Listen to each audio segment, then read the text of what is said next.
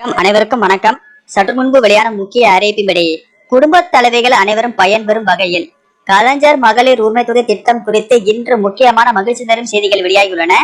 இதுல என்னென்ன அறிவிப்புகள் வெளியாகியுள்ளன என்பதை பற்றி தான் வீடியோ நம்ம போறோம். வீடியோ ஸ்கிப் பண்ணாம பாருங்க. வீடியோக்குள்ள போறதுக்கு முன்னாடி இந்த வீடியோக்கு ஒரு லைக் பட்டனை பிரஸ் பண்ணிக்கோங்க. இப்பதான் நம்ம சேனலுக்கு முதன்முறையா வரீங்கன்னா சப்ஸ்கிரைப் பட்டனை பிரஸ் பண்ணிக்கோங்க. கூடவே பெல் ஐகான் பட்டனையும் பிரஸ் பண்ணிக்கோங்க. வாங்க வீடியோக்குள்ள போகலாம். தமிழகத்தில் 2023ஆம் ஆண்டு செப்டம்பர் 15ஆம் தேதி முதல் கலைஞர் மகளிர் உரிமை தொகை திட்டத்தின் கீழ் தகுதி வாய்ந்த பெண்களின் வங்கி கணக்கில் ரூபாய் 1000 உரிமை தொகை செலுத்தப்பட்டு வருகிறது. இந்த திட்டத்தின் மூலம் கோடிக்கணக்கான பெண்கள் பயன்பெற்று வருகின்றனர். மேலும் இந்த திட்டத்தின் மூலம் வரும் பணத்தில் தங்களது தேவைகளை பூர்த்தி செய்து வருகின்றனர். இந்த நிலையில் கலைஞர் மகளிர் உரிமை தொகை திட்டம் குறித்து இன்று முக்கியமான அறிவிப்பு ஒன்று வெளியாகியுள்ளது. அதன்படி மகளிர் உரிமை தொகை விண்ணப்பங்கள் மீண்டும் அளிக்கப்பட உள்ளது. மகளிர் உரிமை தொகை திட்டம் 2 மாதத்தில் விரிவாக்கம் செய்யப்பட உள்ளது. இந்த நிலையில் கடந்த முறை விண்ணப்பம் நிராகரிக்கப்பட்டவர்கள் மீண்டும் விண்ணப்பிக்கலாம். சாதாரணமாக புதிதாக விண்ணப்பம் செய்பவர்கள் நேரடியாக இ சேவை மையத்தில் விண்ணப்பிக்கலாம். ஆனால் போன முறை நிராகரிக்கப்பட்டு மீண்டும் விண்ணப்பம் செய்பவர்கள் வட்டாட்சியர் அலுவலகத்தில் சென்று விண்ணப்பிக்கலாம்.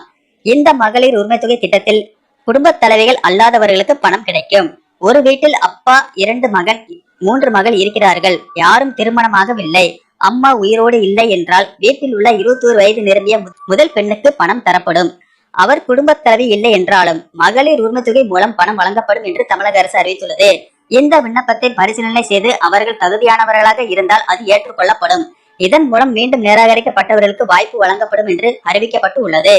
அதே போல் விவாகரத்து பெற்றவர்களுக்கு மகளிர் உரிமை தொகை கிடைக்கும். அவர்கள் தனி ரேஷன் கார்டு பெற்றுள்ள நிலையில் கண்டிப்பாக மகளிர் உரிமை தொகை கிடைக்கும். ஒரு ரேஷன் கார்டில் உள்ள ஒரு பெண்ணுக்கு மட்டுமே பணம் கிடைக்கும். 2வது பெண்ணுக்கு பணம் தரப்படாது. இதற்காக 2வது பெண் தனியாக ரேஷன் வாங்கினாலும் கிடைக்காது. ஏனென்றால் ஒரே வீட்டில் இருந்தால் சோதனையின் போது பணம் தரக்கூடாது என்று முடிவு எடுக்கப்படும்.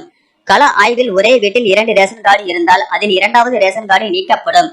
அரசு பென்ஷன் பெற்றால் அவர்களுக்கு கண்டிப்பாக பணம் கிடைக்காது. அரசின் வேறு வகையான வருமானம் பெற்றாலும் மகளிர் உரிமை தொகை கிடைக்காது. அரசு ஊழியர் அல்லாத கணவர்களின் மனைவிகளுக்கு பொருந்தும். அவர்களுக்கு பணம் வழங்கப்படும்.